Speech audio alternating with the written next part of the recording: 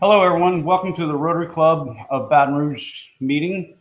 In the interest of time, because Coach Orgeron has a very, very busy schedule, we're going to do the pledge and the invocation and four-way test after Coach speaks. We're going to go straight to Coach Orgeron.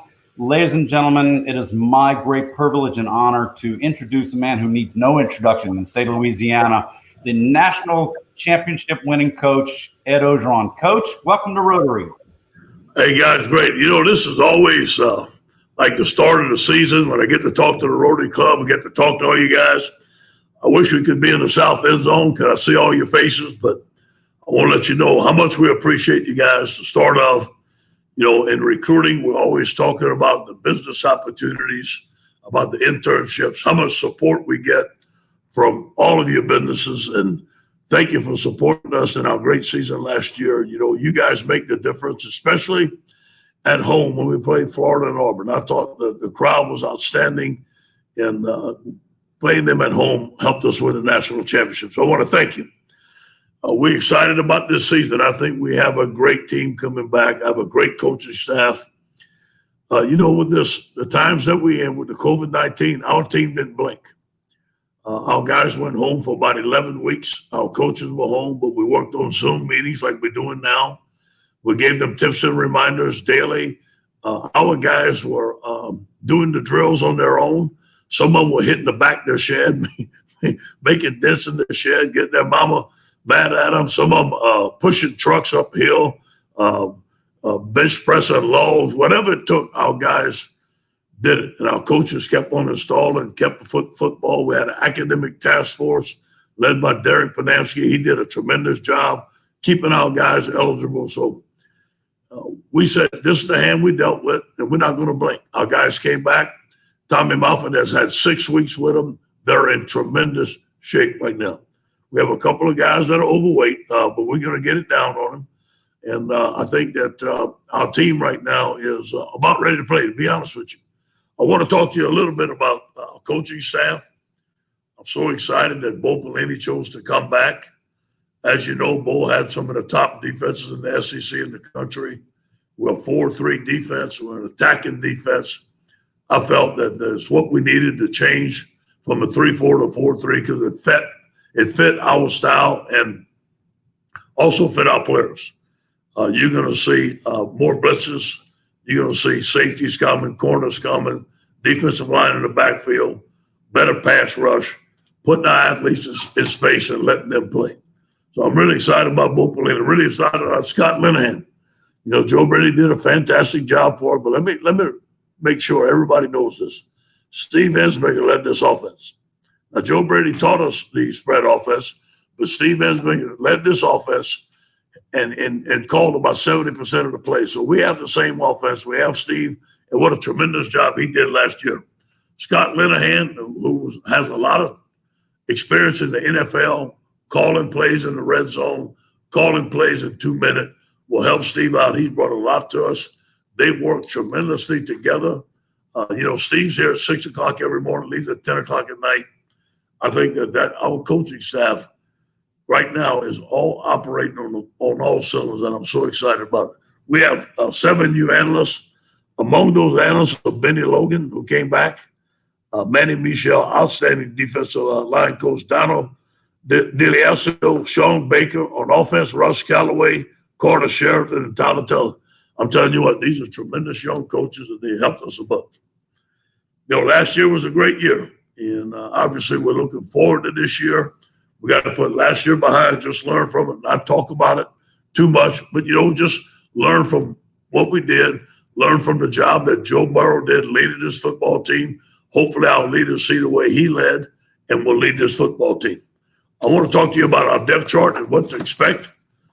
First of all, let's go on offense. Everybody wants to know about the quarterback. Let me say this to you. I believe in Miles Brennan. I believe he has tremendous talent. I believe that he's going to have a great year. Backing up Miles will be Max Johnson and T.J. Finley. I really believe those two guys are very, very talented and going to push Miles.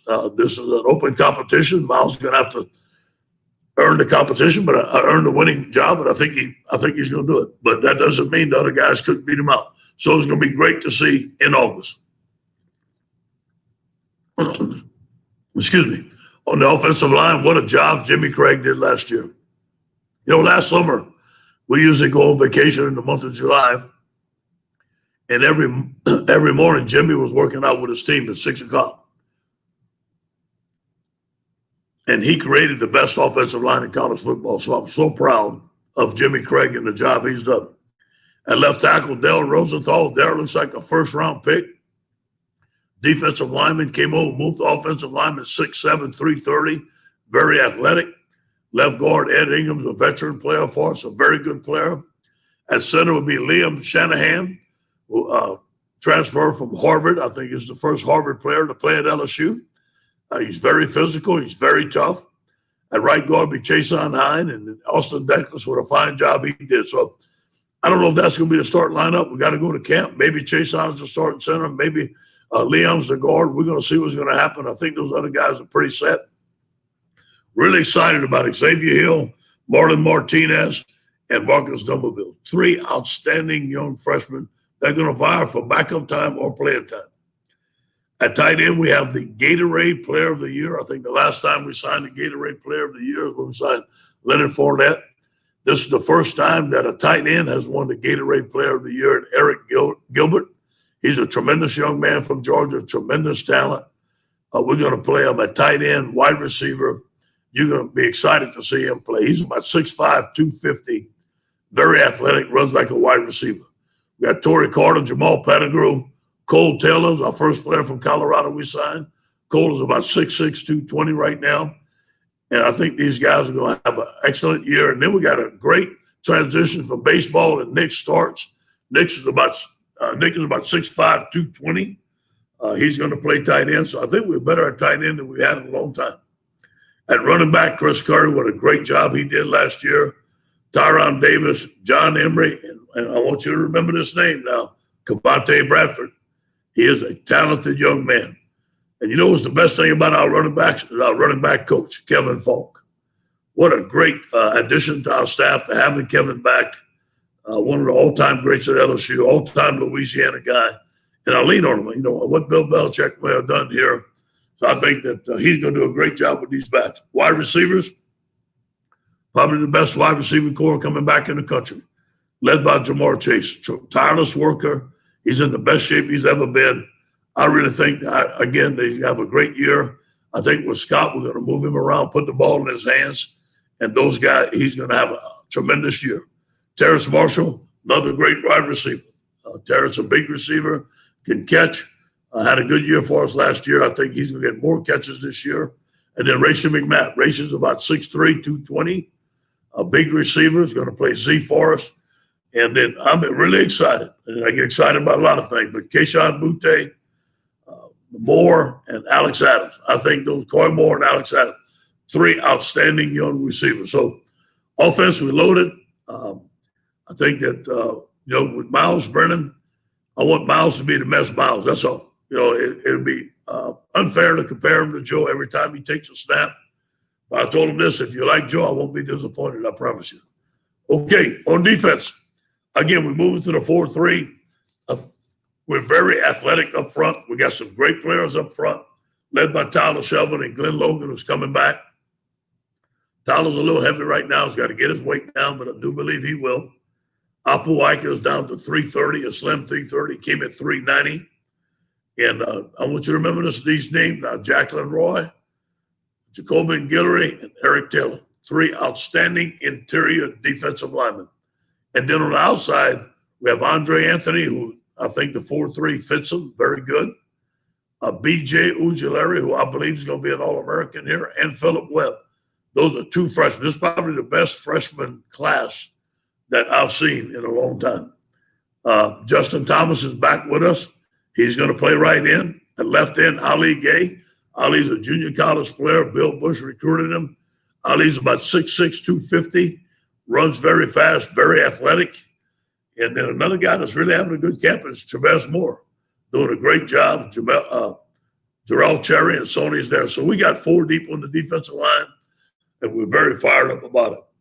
We lost a lot of linebackers, but I do believe we're just as talented as linebackers that we ever did. Jabril Cox, a graduate transfer from North Dakota State, has already shown that he can run. He's a smart player, learning the defense. I think he's been an outstanding player for us. On the other side of him is Damone Clark. Damone is about 6'3", about 230. A great young man, great leader, very smart. Michael Baskerville, Josh White, Antoine Sample, Ray Thornton. So we got a lot of young linebackers for Bo to work with. I think we'll be outstanding there. At corner, we got probably the best corner in the country, and Derek Stinley. We also got Elias Ricks, the number one cornerback in the country. We got Jay Ward. We got Ray Jones. And then we got Dwight McGoffin, outstanding young player. The guy that's really shined for us so far is Cordell Flott. He can play the nickel, and he can play the corner. And we got Kerry Vincent, who's shown that he can play any position. So I really think that the corner position, Corey Raymond, as you guys know, has done a tremendous job there. At safety, it's good to have Todd Harris back. Todd was injured. He's coming back. He's not full speed yet, but he's making progress. I think he's going to have a great year. As we know, Jacoby Stevens is one of our best players. We're going to use him at safety, nickel, rush him. The closer he is to the ball, the more plays he makes.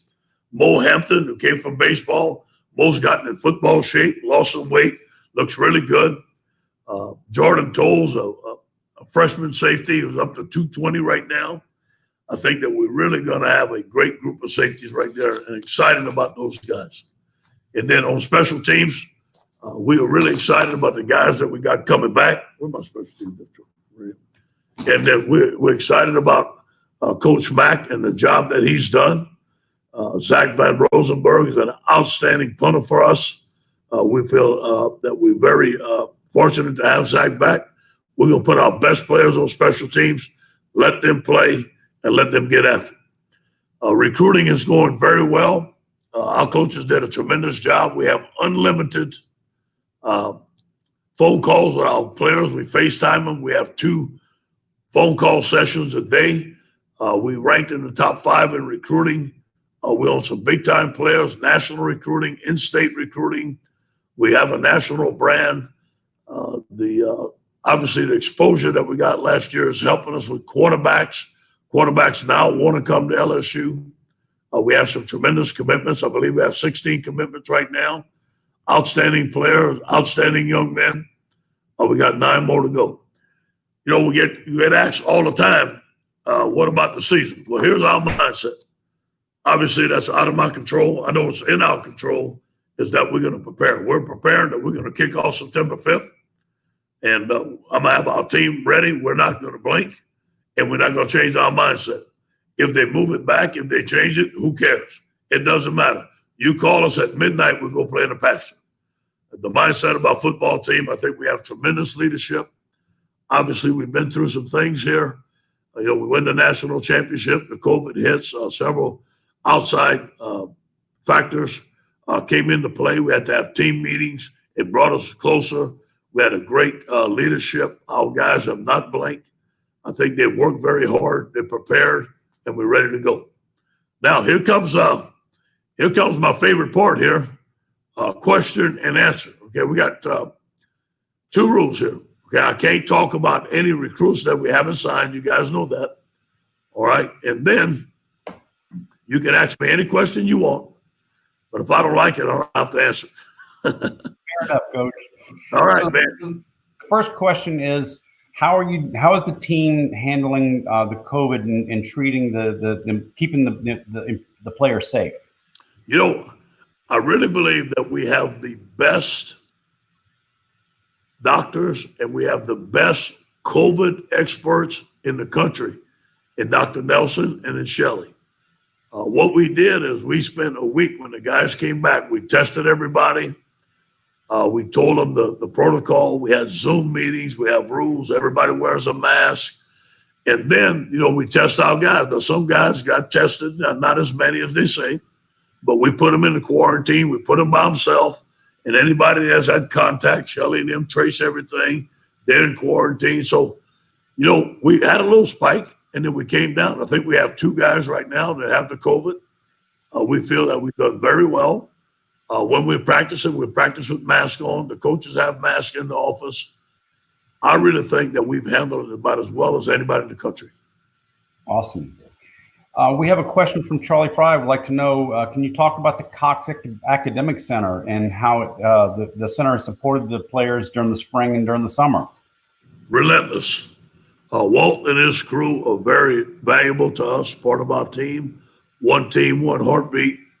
And they were on Zoom meetings. They kept up with our guys. All our guys had to take courses that they wasn't used to. They used to sitting in the classroom, and now they're taking courses on the internet. So there was a lot of adjustments had to be made. But I think that the Cox Academic Center has done a tremendous job for us. They're a very valuable part of our program. Okay, we have a question from Shard Richard. Coach, can you tell us about the process that Jack Marucci uses to elevate the character of our players and the recruits? Unbelievable. Jack came to me last year before the season and said, Coach, we're fixing to have a great team. I said, Jack, I feel like we have a pretty good team. We got to see. He says, no, the character of this team measures the same character we had in the last championship team. Now, he has a little scale, what he does. He's an analytical guy. He measures what they do in the classroom, their grade point average, off the field behavior, any problems, anything, how they act in the training room, how they act in the weight room, how they act in the cafeteria, who they hang around with. He has an eye for that. He's fantastic. So we have a question from Chad Courtney about getting ready for the Mississippi State game, where their quarterback had a lot of passing yards last year. How are you going to prepare for Mississippi State? Well, we'll prepare for them just like we prepare for everybody else. Okay, and but here's the deal: we're going to we have game plan every team so far. COVID allowed us that. We were not out spring recruiting. So we have game plan for every team so far. I know Bo's going to have a great plan.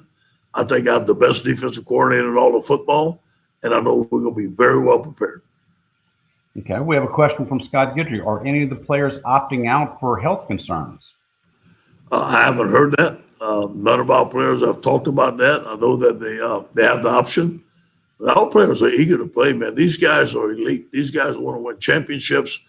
They believe in each other, and I don't expect much of that to happen.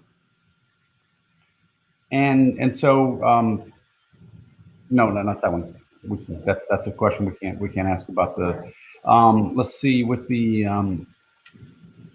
Do you see college football going to any kind of a bubble environment like the way the NBA is doing? I don't know how they can do it, but again. That's out of my control. It's out of my wheelhouse. They're going to tell us when we can play, who we're going to play. And it's my job to get the team ready. All that other stuff, I'll let those guys figure it out. So how does the analyst work? I know you have a lot of analysts on your staff. When they're preparing for things as you're getting ready for each game coming up, do you have one analyst who specializes in each team this year? We have about 2 or 3 analysts on each side of the ball that take care of advanced scouting. So the opponent we play in that week, they've already scouted the opponent the week before. When we get on Sunday, just like the NFL, we grade the tape of the game that we just played on Saturday night. And Sunday afternoon, we have a full scouting report. Every film is broken down. The game plan suggestions are already done. Special formations, everything. Our analysts do that, and they do a tremendous job. I'll give you an example of what an analyst may do. At 4:30 every morning, Manny Michel is here, okay? Outstanding defensive line coach. He watches our individual, which is about 365 plays. He grades every play, types it up, and he has the grades in my office when I get there at 6 o'clock in the morning. Tremendous help that is for us. There's a comment from Danny Fields thanking you for supporting the kids at the Our Lady Lake Children's Hospital. Always, man. I love it. I love going out there, and I love supporting those guys, and what a tremendous hospital they are. We have a question from Ron John. What lessons have you learned from last season that you'll be able to use for this season and for future seasons coming forward? Yeah, we're always looking to get better. Analyze our season. I think one of the things that we need to get better at last year is defense. We didn't play good defense, and that's why Bo's here. I do believe that we're able to use our athletes more, play better defense, hold there's too many points scored on us last year, and I think that you're going to see a big improvement then. Okay, so how's the relationship with Scott Woodward as your new athletic director? How's that working out so far for you? Fantastic. He has been a force. He's very supportive. He comes here every day. He knows all the recruits. He supported me in every way. Love having him. I think he is great for LSU. He's been great for me. Our players love him. Everybody around here knows that he's going to give us what we need. He's supportive. He expects the best. He's very knowledgeable and very personable. So, Coach, we've all, everyone in the past 4 months has been learning to use Zoom and Teams meetings and virtual meetings. How are you doing with all of the technology? Yeah. Well, I'm glad I have a lot of smart people working for me. They turn on the machine and I talk. That's great, Coach. Really, anything you want to close with here? Any words that you want to help out with? Yeah. Hey, we need y'all. Whenever we can start, I know you're going to support the Tigers. I can't wait to see as many people in that stands. When they tell us Tiger Walk, whatever it is, I think you guys are the best in all the world. One of my favorite moments was driving up to the Superdome last year and seeing our fans and seeing at the end when we hoist the trophy up, seeing the joy in everybody after we beat Alabama. It was just a tremendous year. And, I understand that our job is tied to the state of Louisiana. And on Saturday night, everybody's watching the Tigers. So I want to let you know I appreciate you guys. Go Tigers. Go Tigers. Coach, before you go, we did get one question just came in. This is, what are the challenges and strategies of getting the incoming freshmen ready for this in this unique kind of environment? And yeah, well, first of all, we've had an advantage because usually in the month of July, we're not practicing. And so these freshmen are getting more practices than any freshman group has ever had. Actually, they're going to get about 12, 13 practices that no other freshman group has ever had. So they're getting indoctrinated, they're getting acclimatized, they're learning. I think these walkthroughs and these meetings for these guys and have them go out there and actually see the older guys do it and they do it has been very beneficial. I expect a lot of freshmen to be playing this year. Another quick question, this one from Karen Profita. How will recruiting be impacted if high school teams can't play? It's tough. And obviously I support high school teams playing. We have already evaluated the players. We got to evaluate them off of junior film. We have 16 commitments. Here's what happens. If they don't play, a guy that's a marginal player or we have to see more of him, we miss his senior season, he's probably not going to get a scholarship to LSU.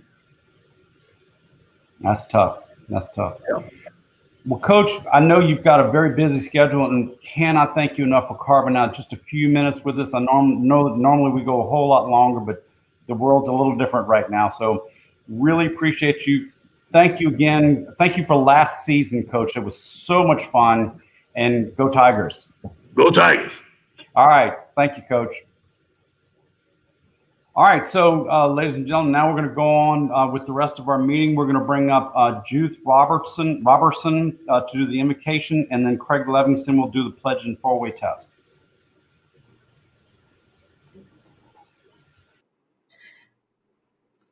Let us pray.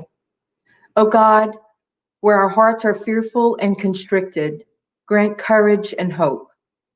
Where anxiety is infectious and widening, grant peace and reassurance.